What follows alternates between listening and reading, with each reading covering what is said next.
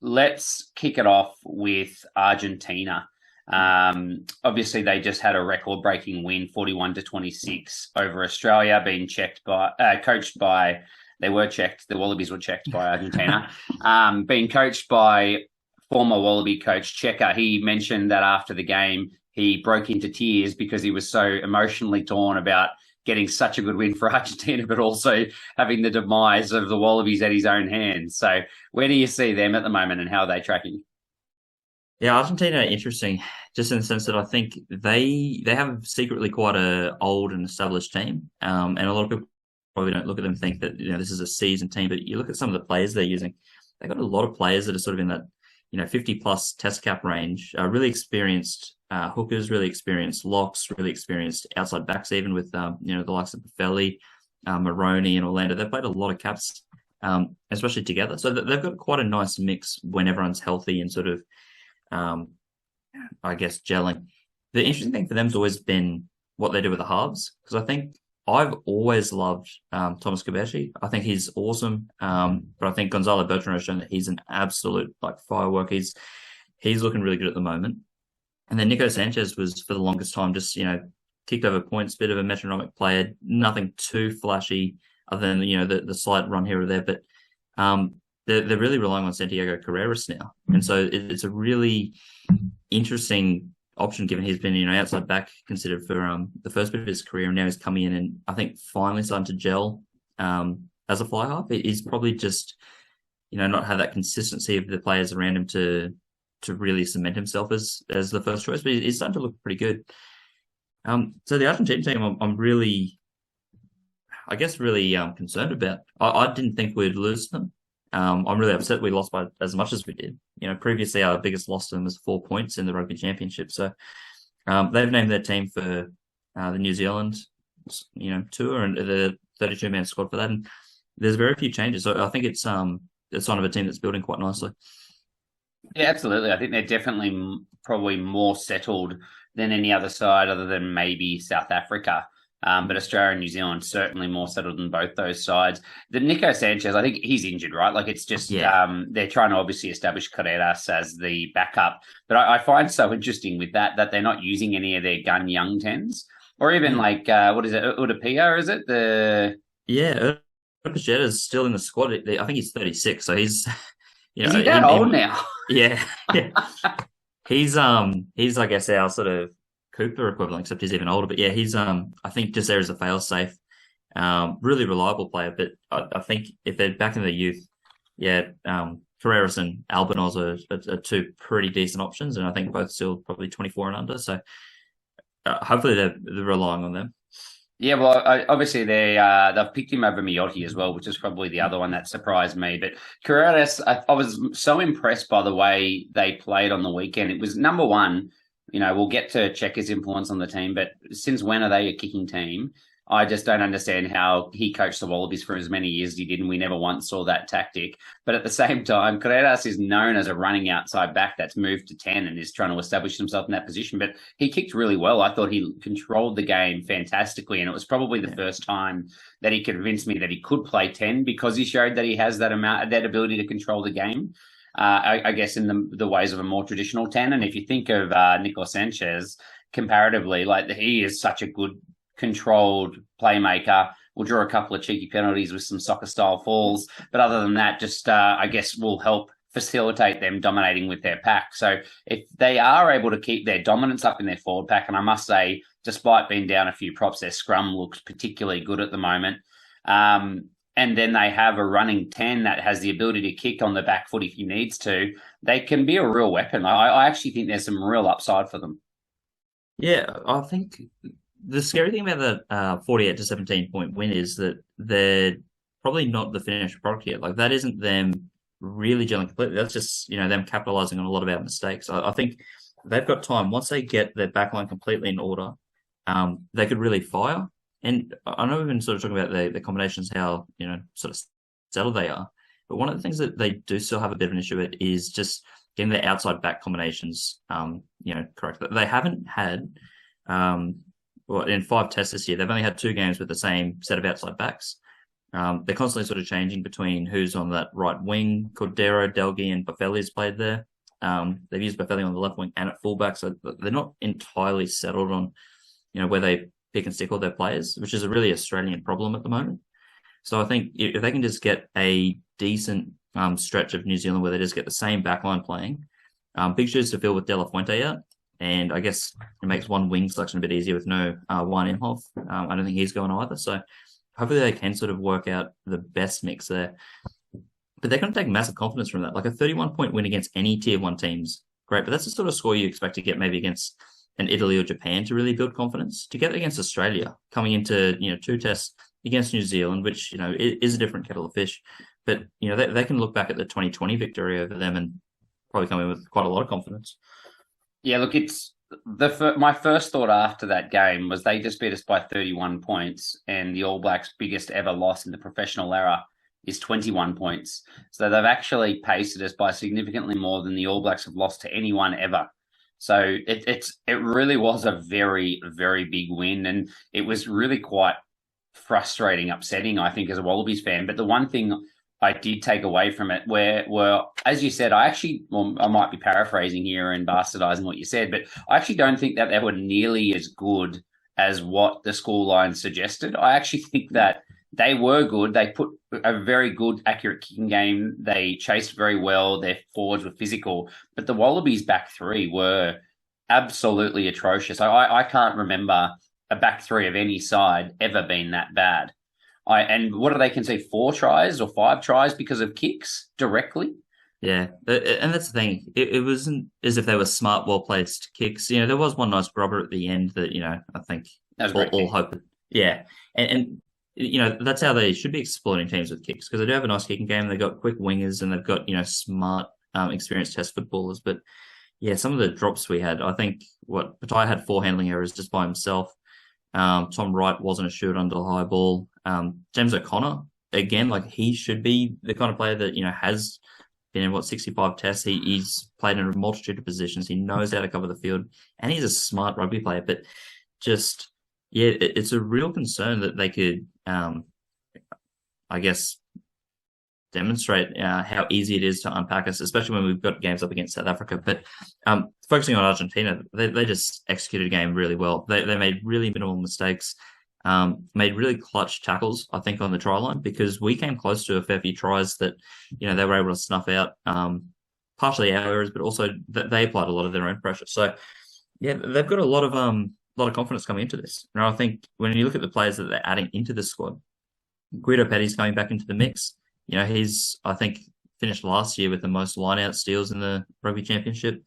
They got Mako Vivas and Santiago Socino coming back in for front row position, so they might be able to cover probably off the bench just with some of the players they're missing. So they've got a nice chance to, ruffle the feathers of the Kiwis, especially given a lot of their experiences in spots where New Zealand don't have experience. Yeah, look, I think you kind of touched on it perfectly. I was just about to ask you about your thoughts on the tight 5 and the set piece. I mentioned before, I think that their scrum is coming on in leaps and bounds, since Czech is obviously he's very big on, what is the traditional strengths of the country and how do we lean into that, and I guess try and use that to push the passion of the side. So they are looking a lot better with, albeit, probably their third choice props against the Wallabies, which was massively surprising to me when you think we've got Slipper and Tupou. I know we had a third string, fourth string hooker on there, but I would have thought we would have been dominant in that area. So that was really disappointing to see. And obviously I don't think we were overly dominant against England either. So we've got some real work to do in our scrum at the moment, something that I thought was a huge strength. But the RG's very competitive there. And then when you mentioned Guido Petty, I think he is, last year I was thinking he was arguably the best lock in the world. He is... Yeah. In phenomenal form coming, when he does come back from injury. I think he'll add a lot to them. So I think they've really got their set piece in a good place at the moment. They probably need to take one more step in their front row, in their scrum dominance, just to be really happy with traditionally where they see themselves as, one of the best sides in the world. But they're going so well. And then you move down to the back row, and I think the player that stood out to me the most was Juan Martin Gonzalez that played in the first game. He's only 21 years old. Apparently he debuted in 2020. I didn't realise. But this is the first time I've really stood up and taken notice of him. I thought he was phenomenal. I can't believe that they didn't pick him for the second game. Yeah, I was looking at him. He's when did he play? He got that awesome runaway driver, didn't he? I think he was the number 6. Yeah, that's right. So, Pablo gave it to him to run away and score. Yeah, he's a real freak, and I think there's been a lot of discussion on Twitter about how just well-rounded the Argentinian back row is, and it's probably a fair point. Like, you've got someone in Crema who can play lock, but is just a big body, awesome in the lineouts, can shift people. It borderline penalty magnet, but does a lot of the hard work and the nitty gritty in the rucks. But then you got Matera, who's an absolute freak. He can play loose or tight. He's sort of like a Pete Samo on steroids. He's got that ability to cover a lot of positions, but is just an absolute freak when he's in contact. But I still think back to that try he set up for the Crusaders in the final, putting the grubber through, like a back row that can do that sort of stuff. Pretty impressive. So, yeah, the Argentinians I think they've got a really good team and a really good coach for next year's World Cup. So they're building quite nicely. How they go beyond that, trying to get the depth for the younger players in. Like, we've only listed probably 3 players between Gonzalez, Carreras, and Thomas Gallo, the loosehead prop. They're probably the only 3 young guys that are actually getting a big mention at the moment. They will need to try and develop some depth, and maybe they try to do that in some of the later games in the end of the year tour. Yeah, I think we compare it to where the Wallabies are, and the Wallabies seem to have this ability to have players in their mid-30s or in their early 20s, and there's nothing in between.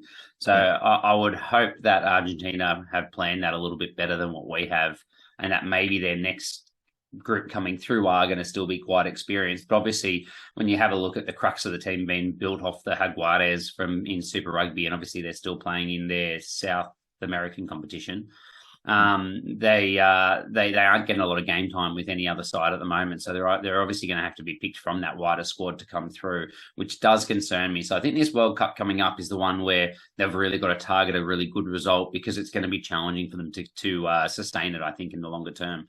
The one other one I just wanted to mention before we move on was De La Fuente. He is such a weapon. I actually rate him so highly as a centre, and it was just the only reason I wanted to mention him because I heard a few people slagging him off and saying that he wasn't that good.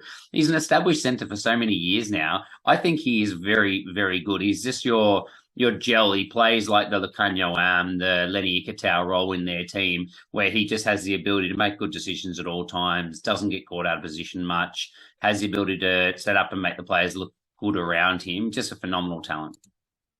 Yeah, he's interesting too, because I'd like to think the hamstring injury to score a try becomes a new thing. People start faking the little jog on the spot. That seemed to work quite well. I thought it was some genuine concern. I genuinely thought it was a goosey. And it looked like one. And I think it was one of the replays where Nick White actually looked a little concerned for him and maybe pulled out of making the tackle, because he's like, oh, yeah, poor guy, he'll go down. He's his hamstring. And he just sort of powered through from 10 out. So, I think if teams can start practicing that at training, the fake injury, maybe a fake trip or something like that.